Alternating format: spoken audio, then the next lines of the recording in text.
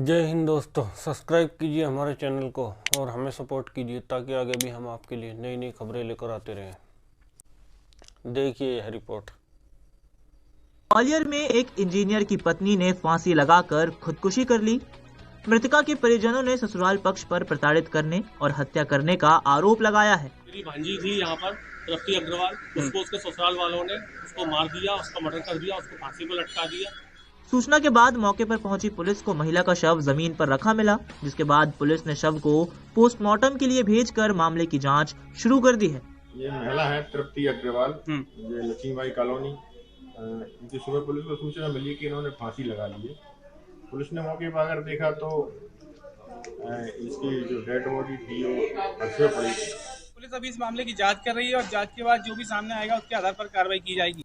ग्वालियर में lady engineer की संदिग्ध हालत में मौत हो गई। महिला के इंजीनियर पति का कहना है कि पत्नी ने फांसी लगाई है। वहीं मायके पक्ष का आरोप है कि दहेज के लिए ससुराल वालों ने बेटी की हत्या कर दी।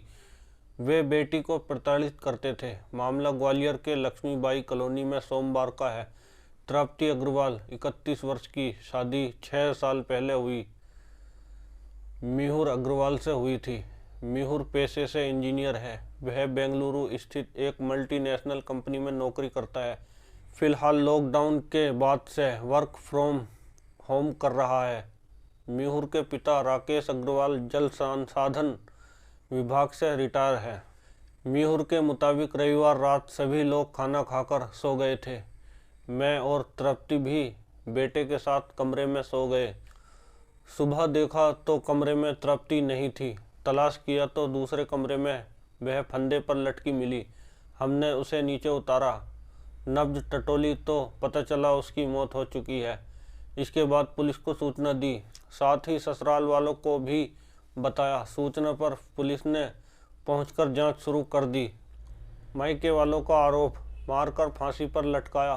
तृप्ति के मामा पवन अग्रवाल ने बताया कि हमें सुबह देरी से सूचना दी गई। यहां पहुंचे तो तृप्ति का शव जमीन पर पड़ा था। ससुराल वालों ने तृप्ति को मारकर फांसी पर लटकाया है। इसके बाद सबूत मिटा दिए। जिस पंखे पर लटकी वहां कोई निशान नहीं है, पंखा टेढ़ा भी नहीं हुआ। पवन अग्रवाल के मुताबिक कमरे में पोंछा लगा दिया गया। पास ही अस्पताल भी है, लेकिन वहां हॉस्पिटल नहीं ले गए। पिता बोले बेटी को पीटते थे, पैसे की करते थे डिमांड। तृप्ति के पिता जयप्रकाश अग्रवाल भी पंजाब नेशनल बैंक से रिटायर हैं। उनका आरोप है शादी के कुछ दिन बाद तो सब ठीक रहा, बाद में आए दिन दहेज को लेकर प्रताड़ित किया जाने लगा।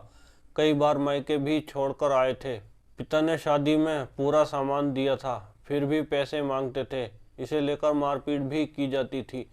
हम यह सोचकर चुप थे कि समय के साथ धीरे धीरे सब कुछ सामान्य हो जाएगा, लेकिन ऐसा नहीं हुआ। तृप्ति ने कुछ दिन पहले छोड़ दी थी जॉब। बताया गया है कि तृप्ति और मिहुर का श्रेयस नाम का 3 साल का बेटा है। तृप्ति भी पेशे से इंजीनियर थी। उसने एमटेक किया था। वह भी बेंगलुरु में आईटी कंपनी में जॉब करती थी। वहां दोनों के बीच किसी बात को लेकर विवाद होता रहता था। कुछ दिन पहले ही उसकी जॉब छुड़वा दी। इसके बाद वह ग्वालियर में रहने लगी। फोरेंसिक टीम ने सबूत जुटाए। पड़ाव थाना के प्रभारी विवेक अस्थाना ने बताया कि मामले में मार्ग कायम कर जांच की जा रही है। जांच में जो तथ्य आएंगे उसके आधार पर कार्रवाई की जाएगी। फोरेंसिक एक्सपर्ट ने भी मौके से तथ्य जुटाए हैं। पीएम रिपोर्ट का इंतजार कर रहे हैं। दोस्तों, कभी भी दहेज के लिए किसी को परेशान न करें, क्योंकि दहेज मांगने वाला सबसे बेकार आदमी होता है। अपनी कमाई से सब कुछ खरीदना चाहिए, सब कुछ शौक करना चाहिए। अपनी कमाई करने के बाद माँ बाप अपनी लड़की दे देते हैं, फिर भी उनसे दहेज की डिमांड करते हैं। ऐसे आदमी बहुत ही बेकार होते हैं और वह लालची होते हैं।